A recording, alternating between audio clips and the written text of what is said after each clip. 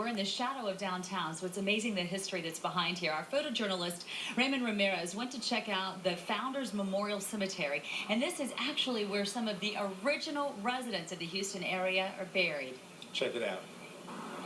Somewhere between high rise and low rent. Right now, it's the Fourth Ward meets an up-and-coming, hipper, younger crowd.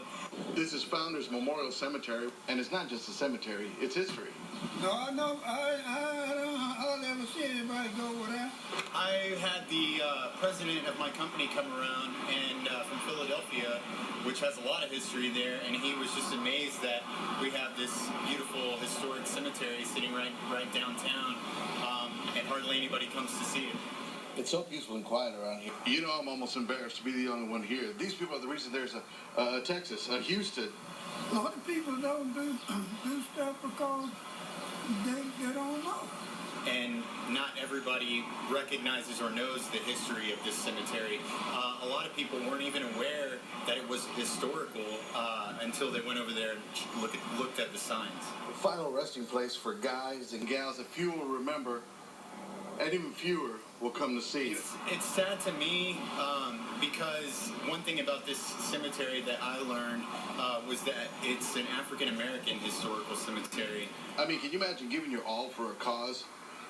Born 1810, died 1839. 28 years old. You fight the good fight. And a lot of African-American prominent people in Houston are buried there, and for the most part, nobody has any idea. Wow, John W. Moore, first sheriff of Harris County.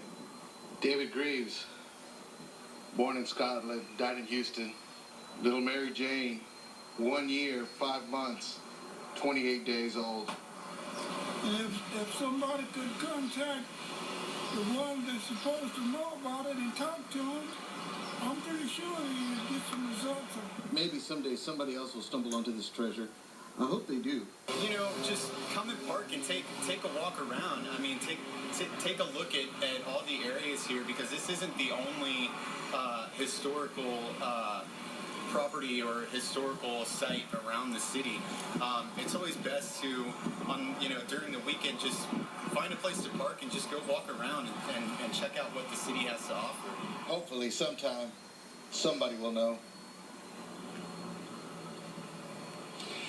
You know, we've enjoyed